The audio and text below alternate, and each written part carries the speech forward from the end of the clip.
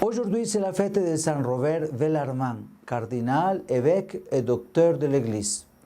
Son père le voulait politicien, mais le fils entre chez les jésuites. Théologien remarquable de l'Église post-tridentine, Bellarmine devient cardinal en 1599. C'est un savant, mais il se consacre entièrement aux pauvres. Il est béatifié, canonisé et proclamé docteur de l'Église par Pie XI. En pilule, attention au populisme et aux fausses promesses. Saint Robert avait tout pour être un véritable homme politique civil. Cependant, il a choisi d'être un homme politique au sens propre où son souci était de s'aimer le bien du peuple ici-bas et leur salut éternel. Avec le Saint-Père François, tenons compte que peuple n'est pas une catégorie logique ni une catégorie mystique, si nous le comprenons dans le sens où tout ce que le peuple fait est bon, ou bien dans le sens où le peuple est une catégorie angélique. Il s'agit d'une catégorie mythique. Lorsque nous expliquons ce qu'est un peuple, vous utilisez des catégories logiques parce que vous devez les expliquer. Vraiment, c'est nécessaire, mais vous n'expliquez pas le sens d'appartenance à un peuple. Le terme peuple a quelque chose de plus qu'on ne peut pas expliquer de manière logique.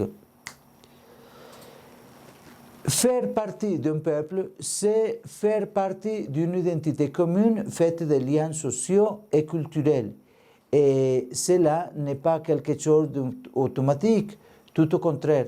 C'est un processus lent, difficile, vers un projet commun. Il en est des dirigeants populaires capables d'interpréter les sentiments d'un peuple, sa dynamique culturelle et les grandes tendances d'une société.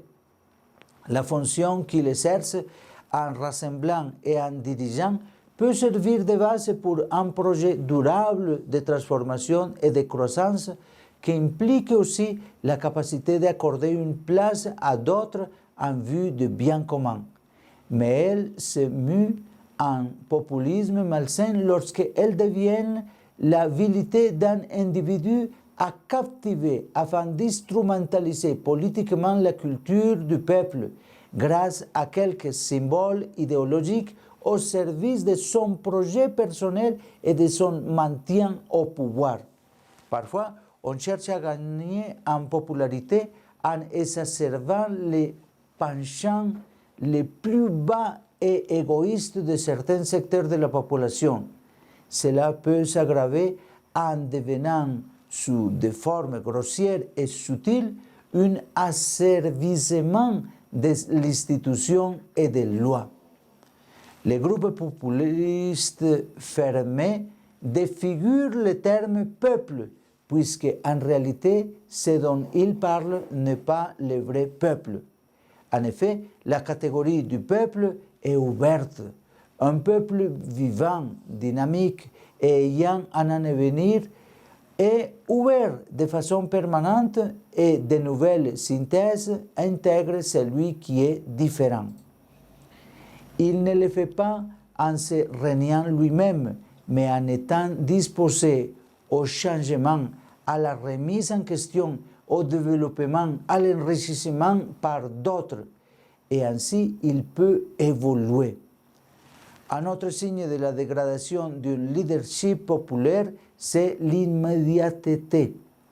On répond à des exigences populaires afin de garantir des voix ou une approbation, mais sans progresser et dans une tâche ardue et constante qui offre aux personnes les ressources pour le développement afin qu'ils puissent gagner leur vie par leur effort et leur créativité. Dans ce sens, j'ai clairement affirmé, dit le pape François, qu'il est loin de de faire une proposition d'un populisme irresponsable. D'une part, vaincre les inégalités suppose le développement économique en exploitant les possibilités de chaque région et en assurant ainsi une équité durable.